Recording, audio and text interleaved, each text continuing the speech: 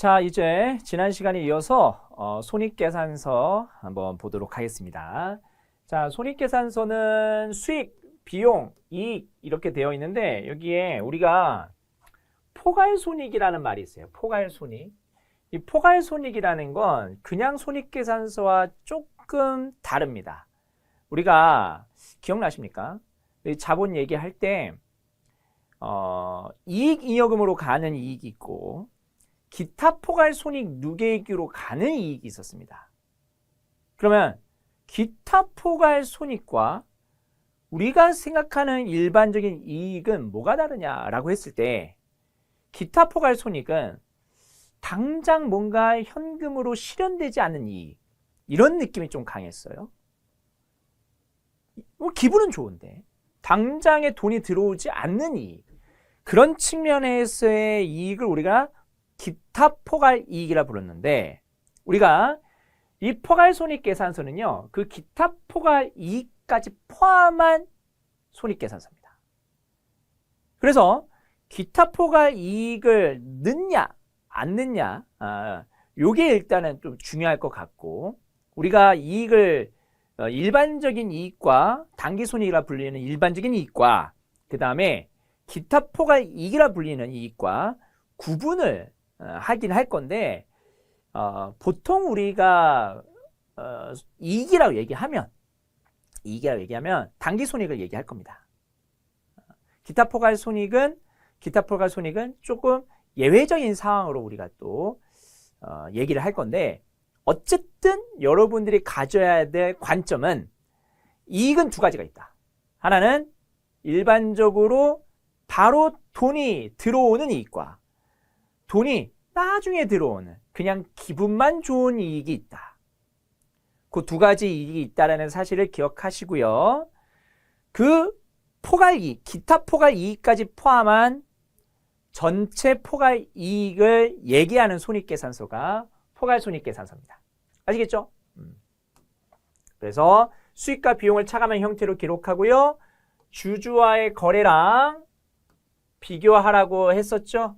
우리가 손익계산서는요 돈을 버는 활동, 그러니까 경영성과를 나타내는 보고서입니다. 그래서 주주와의 거래 유상증자 배당은 손익계산서에 나오지 않습니다. 아시겠죠? 자, 손익계산서의 유용성, 미래 현금 흐름에 대한 정보를 제공하는데 직접적인 정보가 아니라 추정할 수 있는 정보예요. 추정할 수 있는 정보를 제공하는 거고요. 경영성과 평가를 위한 정보 제공하고 과세소득 산정하는 기초 자료로 또 쓸 수가 있겠죠. 나중에 법인세 회계 공부할 때 우리 회계로 접근한, 재무회계로 접근한 손익계산서를 통해서 법인세 회계에서 우리가 과세소득을 계산하는 그러한 과세소득 계산하는 손익계산서로 조정하는 것도 배우는데, 그런 관점에서 이 과세소득 산정 기초자료로 쓰인다라고 생각하시면 되겠습니다. 손익계산서의 한계 보시면 심리적 이익 같은 비정량적인 건 무시했다. 이거는 재무상태표에 있었던 한계랑 비슷하죠. 회계처리에 있어서 작성자의 주관이 개입되고 회계처리 방침에 따라서 이익이 달라질 수 있다. 그래서 회계처리에 따라서 이익이 달라질 수 있는 문제점은, 이거는 현금주의에서의 현금주의랑 비교하는 과정에서 현금주의는 돈이 들어오면 수익, 나가면 비용이잖아요. 근데 이거는 회계처리에 따라서 일정 정도 수익과 비용을 인위적으로 조정할 수 있는 뭔가가 생기거든요. 그런 관점에서 이익이 질의 문제, 그래서 그렇게 회계처리 방침에 따라서 이익을 달리할 수 있는 경우가 생기는데, 그걸 이용해서 뭔가 인위적으로 손익을 조작할 수 있는 거 아니냐, 그러한 문제점이 이 손익계산서에 존재한다. 자, 그 다음에 우리가 자본유지 개념에서 화폐 자본 유지 개념 공부했던 기억나시죠? 화폐 자본 유지 개념하고 실질 자본 유지 개념 이 두 가지를 비교하면서 공부를 했었는데 화폐 자본 유지 개념에 따라서 우리가 손익을 인식하다 보니 팔 때는 그때 현행 가격. 그런데 비용은 물가를 반영하지 않는 옛날에 내가 산 가격. 이거 가지고 계산함에 따라서 이익이 물가를 반영하지 않으니 화폐 자본 유지 개념에서는 과대 계상되는 경향이 있더라. 조금 어려운 그런 문장이고요. 어쨌든 이 한 개 정리하시면 되고, 자, 손익을 측정하는 방법이 있는데요. 이 손익을 측정할 때 간접적으로 손익을 측정할 수도 있고 아니면 직접적으로 손익을 측정할 수 있는데요. 이렇게 한번 보세요. 우리가 기초 자본이 있어요. 기초 자본이 100이에요. 그런 다음에 기말 자본이 있어요. 150이에요. 그러면 50만큼 증가했잖아요. 그 50만큼 증가한 이유가 크게 두 가지가 있죠. 하나는 경영성과, 하나는 주주와의 거래. 주주와의 거래가 거래로 인한 자본의 증감이 20이래요. 한 증자 20 정도 했나 봐요. 그러면은 손익, 경영성과 성과로 손익이 얼마 있어요? 라고 물으면 얼마예요? 30 있습니다. 라고 답하시면 되겠죠. 그게 여기 있는 자본유지 접근법에 따라 가지고 여기 순자산의 변동을 이용해서 구하는 손익 접근법입니다. 손익 측정 방법이죠. 손익 측정 방법이고요. 그래서 기말 순자산에서 기초 순자산 차감한 다음에 소유주에 대한 투자 배당을 조정해서 이익을 계산하는데 그렇게 하게 되면은 수익과 비용을 구체적으로 파악하기가 어려워진다. 그래서 이 경영성과 30은 수익과 비용이 얼마만큼 있는 건데요. 이게 어려우니 우리가 기 중에 수익이 100이 있었고요. 비용이 70이 있었어요. 이런 식으로 나타내서 추가적으로 거래를 통한 경영성과 수익을, 손익을 얘기할 수 있거든요. 그래서 일정 기간 동안에 발생한 수익과 비용을 대응시켜서 이익을 계산하게 되면 그러면 요 문제까지 해결이 되죠. 여기 위에 있는 문제까지 해결이 돼서 어쨌든 요 두 가지가 같이 이루어진다. 이렇게 생각하시면 되겠습니다. 뭐 그렇게 중요한 건 아니고요. 이건 그렇게 중요한 건 아니에요. 우리 앞에서 배웠던 화폐 자본 유지 개념, 실물 자본 유지 개념을 비교하는 거는 그래도 시험 목적상에서 중요할 수 있는데 이렇게 두 가지를 비교하는 거는 뭐 그렇게 중요하지는 않다라는 말씀을 좀 드리고 넘어갈게요. 자, 손익계산서의 형태입니다. 자, 포괄 손익계산서고요. 그래서 기타 포괄 손익까지 포함을 시킨 손익계산서라는 말씀을 드리고 그 다음에 손익계산서는 일정 기간이죠. 일정 기간 동안에 손익을 나타내는데 매출원가, 이 매출원가는 재고와 관련이 있을 겁니다. 그 다음에 판관비, 이 판관비 안에는 뭐 보험료, 광고료, 그 다음에 뭐 감가상각 이런 것들이 있을 거고 그렇게 해서 영업이익을 구합니다.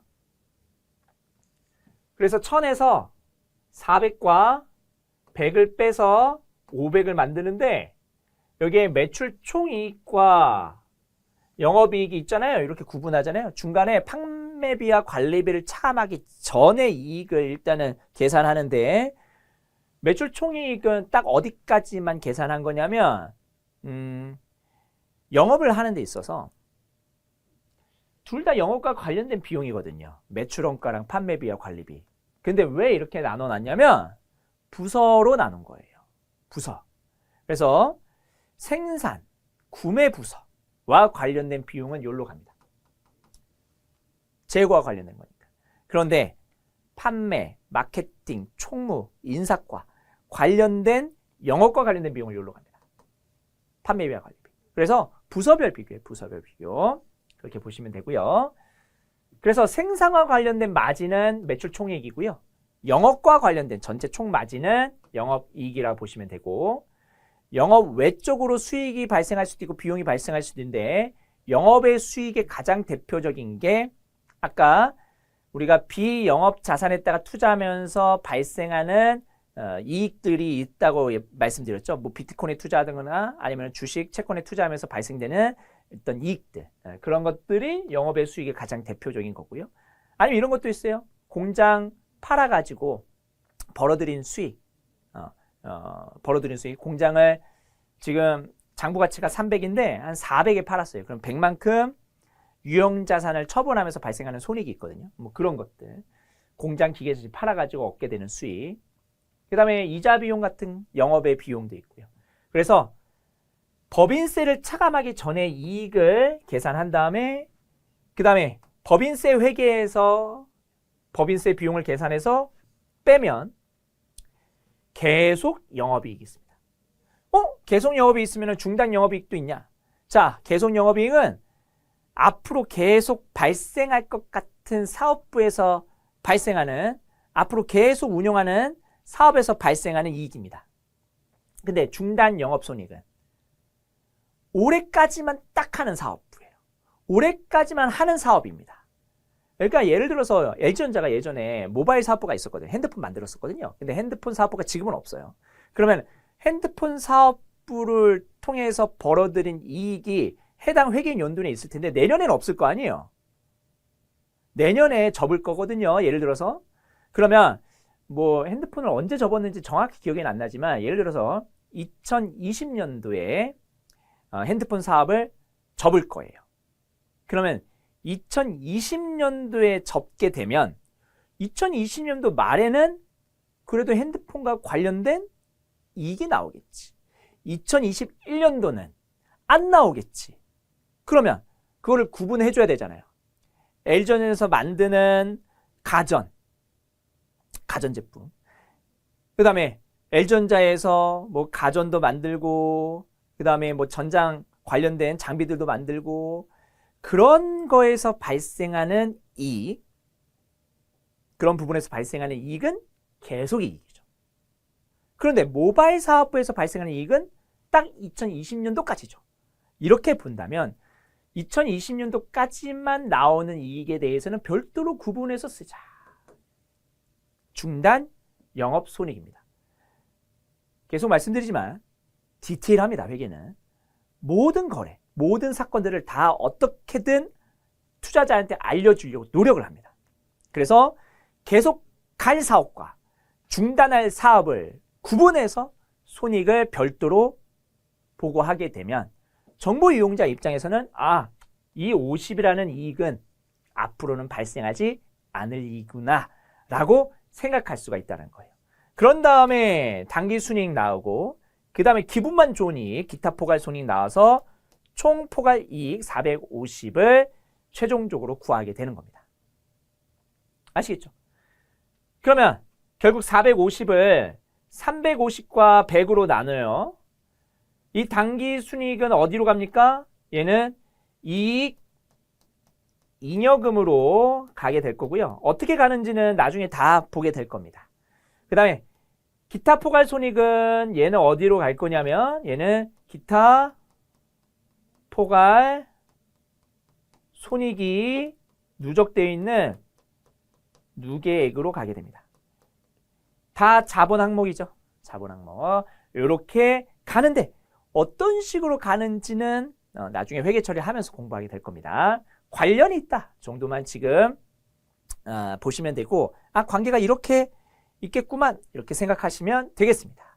자, 그러면 손익계산서 세부 항목을 보면 일단은 처음에 매출이 나오죠.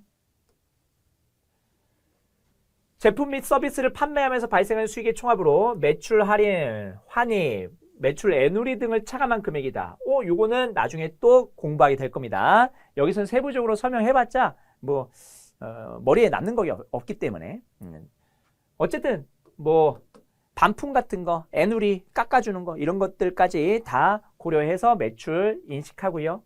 그 다음 매출 원가는 제품 및 서비스를 생산하기 위해서 발생한 비용입니다. 그래서 생산 또는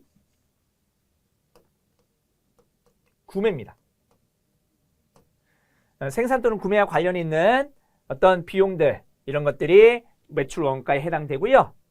그 다음에 매출액에서 매출 원가를 차감한 매출 총이익은 생산과 관련된 이익이고요. 그 다음 판관비까지 빼면 영업이익이 나오는데 판관비는 뭐냐? 제품 및 서비스를 판매하기 위해서 부수적으로 발생한 비용입니다. 이 비용은 영업과 관련이 있어요, 없어요? 얘도 영업과 관련이 있죠. 있는데 생산과 관련이 없고 판매하기 위해서 부수적으로 발생한 거다. 그러니까 영업과 관련이 있는데 판매와 관련해서 부수적으로 발생한 영업비용이다. 이렇게 생각하시면 되겠습니다. 보시면 마케팅비, 광고 선전비, 사무직, 인건비, 접대비, 세금과 공과 이런 것들이 여기에 해당이 됩니다. 구분하는 거는 뭐 나중에 또 공부하게 될 겁니다. 그 다음에 매출 총이익에서 판매비와 관리비까지 차감한 값이 영업이익이고요. 됐죠? 자, 그리고 영업이익은 반드시 구분해서 표시하라고 되어 있죠. 그래서 여기서 보시면은 반드시 포괄손익계산서에서 구분하여 표시하고요. 영업이익이 굉장히 중요하잖아요. 그러니까 영업이익과 영업 외 손익을 구분하는 거는 영업을 통해서 벌어들인 마진은 얼마고 그 다음에 영업의 손익과 비용까지 다 포함해가지고 총 그 기업에서 벌어들인 경영성과는 얼마냐 이걸 구분하는 게 큰 실익이 있잖아요. 자, 영업의 수익과 영업의 비용입니다. 영업 이외 활동으로부터 발생한 수익과 비용의 총합. 뭐 유형자산 처분이 이자 수익, 영업의 비용에 유형자산 처분 소재, 이자 비용, 기부금 이런 것들이 있는데 이런 것들 영업과 관련이 없는 비용이구나 이렇게 생각하시면 되겠습니다. 영업이익에서 영업의 손익을 차감하게 되면은 법인세 비용 차감 전 이익이고요. 계속 사업에 일정 기간 동안 발생한 법인세 요거를 계속 영업 법인세 비용이라 부르고 실제로 과세 당국에 내는 세금과 차이가 있다. 왜 그럴까요? 발생주의. 현금의 유출익과 상관이 없다고 했잖아요. 그래서 현금으로 내가 낸 세금과 실제로 발생주의로 계산한 세금이 다릅니다. 이거는 법인세 회계에서 공부를 할 거예요. 회계에서 가장 어려운 파트들이 몇 개 있는데 그 중에 하나가 여기 있는 법인세 회계입니다. 그 다음에 그렇게 해서 계속 영업이익을 구하고요.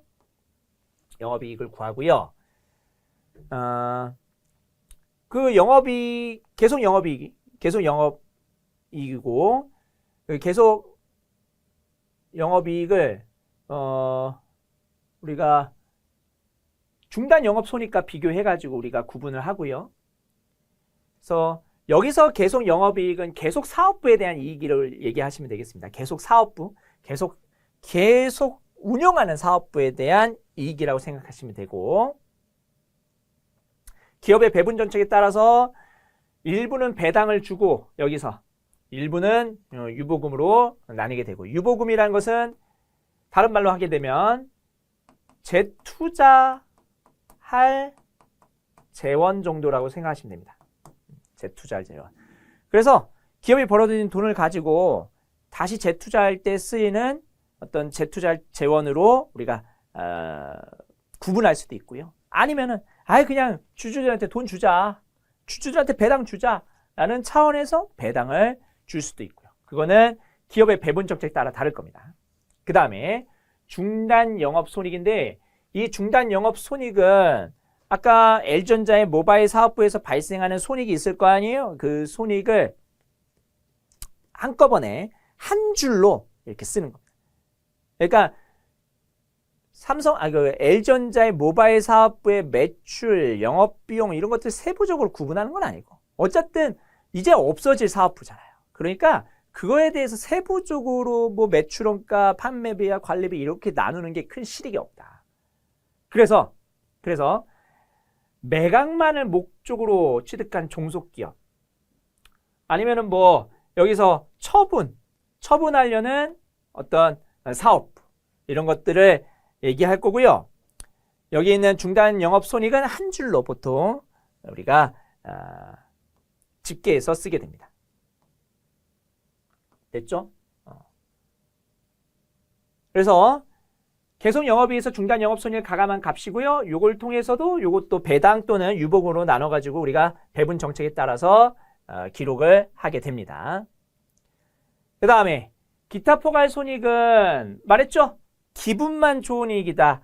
단기간 내에 실현되지 않을 중장기적인 손익입니다. 한국채택 국제회계 기준에서는 해당 항목들을 열거하고 있는데요. 그 열거한 내용 일반 기업 회계 기준에서도 어느 정도 정리하고 있거든요. 그 정리된 기타 포괄 손익을 나중에는 다 암기하게 될 겁니다. 많지는 않아요. 5개 정도 되니까. 그것들만 암기하게 되면은 단기 손익과 그 다음에 기타 포괄 손익을 구분해서 여러분들이 답을 골라내면 되겠습니다. 이거는 나중에 암기가 될 거고요. 그 다음에 최종적인 총 포괄 이익이 나오게 되죠. 여기까지 됐죠? 그래서 위에서부터 쭉 한번 정리를 하시면 좋겠고, 그 다음에 현금 흐름표 갑니다. 현금 흐름표는 일정 기간에 현금의 유출입인데 여기서 핵심은 뭐였냐면 영업활동, 투자활동, 재무활동으로 구분하는 게 핵심이었고요. 유용성은 미래 현금 흐름 예측, 배당 지급 능력, 부채 상환 능력 이런 것들 평가, 그 다음에 단기 순이익에 대한 보완 정보. 왜냐하면 현금주의니까 단기 순이익은 발생주의고 현금 흐름표는 현금주의니까 그거에 대한 보완 정보를 제공할 수 있고, 그 다음에 투자 및 재무 활동이 기업 재무 상태에 어떻게 영향을 미치는지 이것들을 현금 흐름표를 통해서 활동별로 구분하잖아요. 현금을 통해서 투자 활동, 재무 활동과 관련된 세부적인 내용을 우리가 파악할 수 있겠다. 자, 현금 흐름표의 일반적 형태. 이거는 뭐 나중에 현금 흐름표는 2부에서 더 자세하게 공부하거든요. 그래서 2부에 현금 흐름 분석에서 관련된 내용들을 더 자세히 공부하니까 지금은 이런 식으로 영업, 투자, 재무로 구분이 되는구나 정도만 생각하셔도 큰 무리 없습니다. 자, 영업활동을 인한 현금 흐름 있고요. 이런 식으로 영업활동에 대한 세부 내역들이 쭉 있고, 투자활동, 재무활동 관련된 세부 내용들이 있고요. 이거는 참고 삼아서 보시면 되겠습니다. 그리고 영업활동에는 재화 판매, 용역의 제공과 관련해서 현금 유입과 현금 유출, 종업원급여, 보험료, 그 다음에 이자 지출과 이자 수입, 배당금 수입, 요것도 일반 기업 회계 기준에서는 영업으로 구분을 합니다. 나중에 2부 때 이거 다 정리될 거예요. 2부 때는요, 현금 흐름을 구분할 때 일반 기업 회계 기준하고 그 다음에 IFRS랑 또 다를 수 있거든요.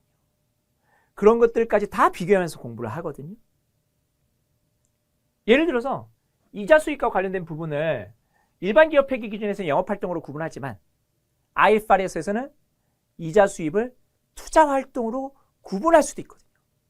이런 것들에 대한 차이를 나중에 2부에서 공부를 해야 되니까 지금은 여기서 너무 디테일에 빠지면 공부가 너무 어렵고 그 다음에 힘들어지니까 디테일에 빠지지 말고 전체 큰 틀에서 제가 하는 흐름대로 그냥 쫓아와 주시면 되겠습니다. 법인세 내는 것도 영업활동에 들어갈 거고요. 투자활동, 유형자산, 무형자산으로부터 발생되는 어떤 취득, 처분과 관련된 현금 흐름, 그 다음에 다른 기업의 금융상품의 취득, 처분, 이게 뭐예요? 비영업자산에 대한 취득과 처분이죠. 관련된 투자활동, 현금 흐름이 있고, 재무활동은 주식 발행, 사채 발행에 따른 현금 유입과 자사주 매입 아니면은 뭐 차익금 상환에 대한 현금 유출, 요게 있고요. 그래서 큰 틀에서 한번 비교해 보시면은 좋을 것 같고, 자본 변동표 갑니다. 자본 변동표는 누구 입장에서의 보고서예요? 소유주, 주주 입장에서의 보고서입니다. 그래서 우리가 자본 변동표는 포괄이익거래. 포괄이익거래는 경영성과죠. 그 다음에 소유주와의 거래로 변동된 지분. 요 두 가지가 주주의 몫인 자본을 변경시킵니다. 주주의 몫인 자본을 변경시키는 이 두 가지를 구분해서 자본 변동표에서 1년 동안 자본이 이렇게 증가 감소를 했는데 뭐 때문에 자본이 이렇게 증가 감소했는지를 다 여기서 세부적으로 나타내는 그런 보고서다라고 생각하시면 되겠습니다. 그래서 연계성을 제고시켜서 재무제표 간의 이해에 도움이 되고, 그 다음에 미실현손익, 매도 가능 증권 평가손익 이런 것들은 우리 아직 안 배웠거든요. 그냥 여러 가지 미실현손익 등에 대한 정보를 제공함으로써 포괄적인 경영성과, 그러니까 단기손익 말고 기타 포괄손익까지 다 포함한 경영성과에 대한 풍부한 정보를 제공한다. 표시는 이렇게 됩니다. 자, 일단은 가로축을 보세요. 가로축은 우리가 배웠던 자본의 항목들입니다. 그리고 이 항목에 대한 세부적인 회계 처리와 의미는 자본 파트에서 더 자세하게 공부를 할 겁니다. 그런 다음에 여기서 자본금이 기초에 이만큼 있었는데 여러 가지 사건으로 인해서 기말에 어떻게 바뀌었는지를 우리가 여기 있는 항목에서 정리를 하는 건데, 여기 보시면 유상증자를 하게 되니까 자본금과 자본잉여금이 바뀌네요. 이런 식으로 여기에 각각의 활동들 있죠. 주주와의 거래 또는 단기손익과 관련된 활동들이 여기에 적혀져 있고요. 그거에 대한 결과로 기말 자본이 어떻게 구성이 되어 있는지를 최종적으로 나타내는 게 이게 자본 변동표입니다. 이익잉여금이 상당히 많이 변하죠. 그래서 이익잉여금이 변하는 요 효과들은 지금은 뭐 그렇게 큰 의미가 없을 것 같아요. 왜냐하면 회계처리, 자본과 관련된 회계처리를 우리가 공부하지 않았으니까. 그래서 2회독 때, 3회독 때 요와 관련된 부분들을 정리하면 그러면 자본 변동표에 대한 이해도가 조금 올라는 갈 겁니다. 그래서 자본을 공부해야 되고요. 그 다음에 기타 포괄 손익과 관련된 내용들도 공부를 해야 되고요. 이게 할 게 많아요. 요거를 이해하려면 뒤에 우리가 공부해야 될 내용들 중에서 상당 부분을 또 공부를 해야 되기 때문에 지금은 자본 변동표가 이렇게 생겼구나 하고 넘어가면 되겠습니다. 자, 나중에는 여러분들 요것들을 다 암기가 될 건데 이 변동 원인은 자본 파트에서 상세하게 공부를 할 겁니다. 공부를 할 거고, 뭐 자수매 기타 포괄 이렇게 공부할 거고요. 그 다음에 자본금, 자본잉여금 해서 여기 자본금 안에 보통주랑 우선주 구분하는 것 정도는 설명드려도 괜찮을 것 같아요. 보통주는 어떤 권리를 가지고 있는 주식입니까? 의결권. 그 다음에 자녀 재산에 대한 청구권. 이런 것들을 가지고 있는 게 보통주인데 우선주는 의결권이 없어요. 그러니까 주총에서 자신의 의결권을 행사할 수 없는 게 우선주입니다. 대신에 뭘 우선해서 받는다? 배당을 보통주보다 우선해서 받는 주식을 우선주라고 부르는 겁니다. 그러니까 배당에 한해서 먼저 받기 때문에 의결권 같은 게 없어요. 이것도 나중에 공부가 다 될 겁니다.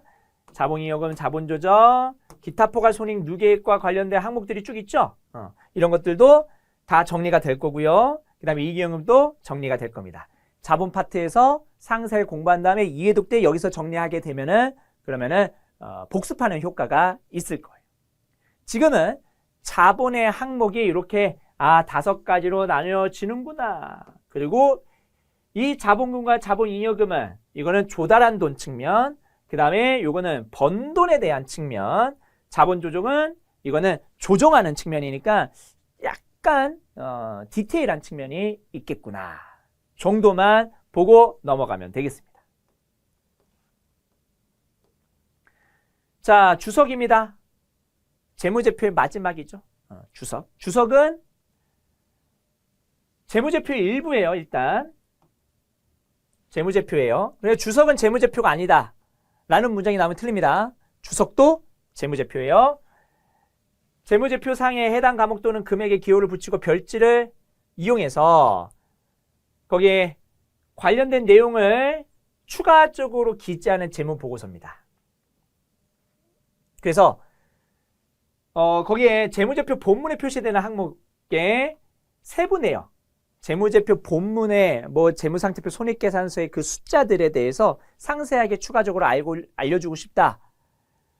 그러한 세부 내용뿐만 아니라 우발 상황, 약정 상황과 같이 재무제표에 인식되지 않는 항목에 대한 추가적인 정보도 포함을 합니다. 우발 상황, 소송 사건, 그 다음에 아까 제가 말씀드렸던 지급보증과 관련된 부분, 다양한 우발 사건들이 존재를 하는데 그런 것들까지 필요하면 주석에다가 기재해서 투자자들한테 알려줘야 됩니다.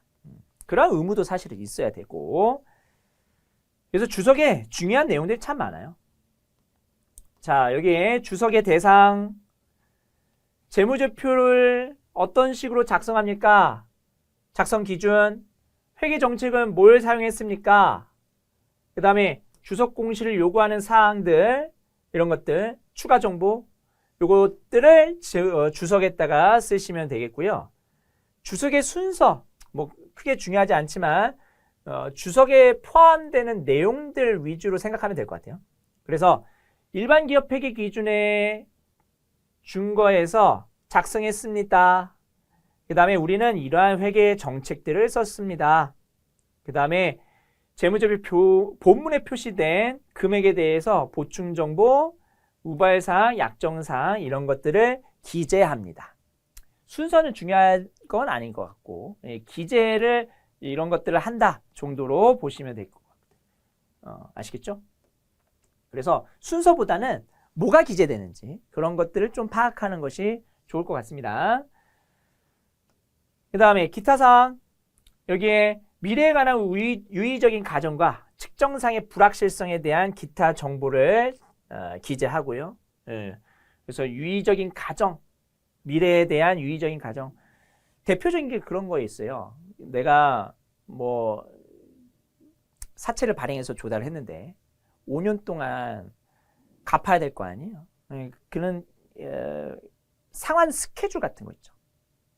돈을 빌렸는데 그 빌린 돈을 나중에 향후에 5년 동안 이렇게 갚을 겁니다 라는 상환 스케줄, 그런 것들도 주석에다 공시하거든요. 그래서 그러한 여러 가지 기타 정보를 기재하고요. 그래서 법에서 상법 같은 데서 요구하는 경우에는 이익잉여금 처분 계산서도 공시를 합니다. 여러분, 이익잉여금 처분 계산서는 뭐냐면 예전에는 얘가 되게 중요한 어떤 재무제표 항목으로 쓰였는데 요새는 좀 중요도가 좀 떨어지고 대신에 자본변동표에서 대신하고 있으니까 이익잉여금 처분 계산서는 어디에만 좀 더 초점을 맞춘 거예요? 이익잉여금만. 이익잉여금만 초점을 맞춰가지고 그거에 대한 보고서를 따로 낼 수도 있는데, 근데 굳이 그럴 필요가 있나? 자본변동표에 다 이익잉여금에 대한 변동이 포함이 되는데. 그래서 굳이 이익잉여금 처분 계산서를 통해 가지고 별도로 재무제표를 나타내지는 않고 자본변동표에 다 포함을 시킨다. 그런데 혹시나 상법상에서 법규에서 요구하는 경우는 이익잉여금 처분 계산서도 공시가 된다 라고 생각하시면 되겠습니다. 그 다음에 자, IFRS랑 비교를 할 건데 요거는 크게 중요한 건 아닙니다. 요거는 중요도가 좀 많이 떨어져요. 읽어나 볼게요. 재무제표 구성할 때 포괄손익계산서를 당연히 포함을 시키고요. 이익잉여금 처분 계산서는 포함하지 않고, 배당 이외에는 이익잉여금 처분 유형에 대해서 별도로 언급이 없고요. 그 다음에 요거 하나 볼까요? 필요한 부분만. 우리가 유동과 비유동을 나누죠. 뭐 영업순환 주기라든지 아니면 단기, 12개월 이내냐 초과냐에 따라서 유동과 비유동으로 나뉘는데 구분할 수 있어요. 그런데 굳이 유동과 비유동을 나누지 않고 그냥 유동성 순서에 따라서 그냥 차례대로 나타낼 수 있다. 그러니까 유동과 비유동을 나누지 않고 유동성이 높은 것부터 유동성이 가장 떨어지는 것까지 그냥 차례대로 계정 과목을 나열할 수도 있다는 거예요. 선택이에요, 선택. 그래서 뭐 재무상태표 표시할 최소한의 항목을 제시하는데 여기서 시험에 가끔 나오는 부분은 유동성의 순서에 따라서 배열이 가능하다. IFRS에서는 그거를 허용하고 있다. 정도 보시면 돼요. 그 다음에 최소한의 항목 대분류 수준에서 제시하고 있고요. IFRS는 세부적으로 계정 과목의 디테일에 대해서 잘 얘기를 안 합니다. 그냥 두루뭉술하게 큰 틀에서만 얘기를 해요. 그래서 비용도 우리가 일반 기업 회계 기준에서 되게 디테일하게 나타냈잖아요. 근데 그냥 영업과 관련된 비용, 영업과 관련이 없는 비용 이런 식으로 매출원가랑 판관비도 잘 구분하지 않고 그냥 큰 틀에서만 얘기를 보통 하니까 재무제표를 작성하는 작성자의 재량에 그리고 그 재무제표를 분석하는 전문가의 판단에 어느 정도 맡기는 게 IFRS의 특징입니다. 그래서 자본도 납입자본, 이익잉여금, 기타 해서 이렇게 세 가지로만 분류하고 있어요. 오, 아주 심플하죠? 이것도 마찬가지고 수익, 금융비용, 법인세 비용, 중단관련손익, 당기순손익 해서 최소한의 항목들만 이렇게 포함을 시키고요. 필요하면 네가 계정 과목을 추가로 써서 중요하다면 투자자한테 알릴 만큼 그 중요한 계정 과목이라면 그러면 그거는 별도로 네가 알아서 쓰면 된다. 라는 식으로 IFRS에서 얘기하고 있습니다. 아시겠죠? 자, 여기까지 하게 되면은 재무제표에 대한 기본적인 구성 요소들 5가지 받고 IFRS랑 비교까지 했습니다. 자, 여기서는 이제 재무제표를 한번 작성하는 연습을 해볼 건데 여기서가 이제 여러분들이 이제 봐야 되는 회계처리입니다. 이제 이 회계처리를 어떻게 하냐? 요게 이제 여러분들이 앞으로 여기 공부하는 데 있어서 가장 기초가 되는 그런 부분인데 이 기초가 되는 회계처리만 잘 익히면 앞으로 우리가 배울 회계처리는 여기서 파생되는 거거든요. 그래서 일단 여러분들이 뭐 차변과 대변을 통해 가지고 분계하는 회계처리를 공부를 했지만 저는 교재를 보다 보면요. 여러분들이 차변과 대변으로 분계한 것도 있지만 재무상태표를 통해서 회계처리하는 그러한 스타일의 회계처리도 같이 제가 제시하고 있거든요. 그래서 우리 한 타임 조금 일찍 끝나긴 하지만 여기서 끊고요. 다음 시간에 회계처리를 어떤 식으로 진행할 건지 제가 어떤 거래가 생겼을 때 이렇게 회계처리를 하겠습니다. 라는 하나의 우리의 약속 그리고 전반적으로 회계처리는 이런 식으로 진행되는구나 라는 하는 어떤 감을 잡는 시간을 가질 겁니다. 그래서 다음 시간에 이 재무제표를 작성하는 연습을 한번 같이 해보도록 하겠습니다. 아시겠죠? 네, 다음 시간에 뵙겠습니다.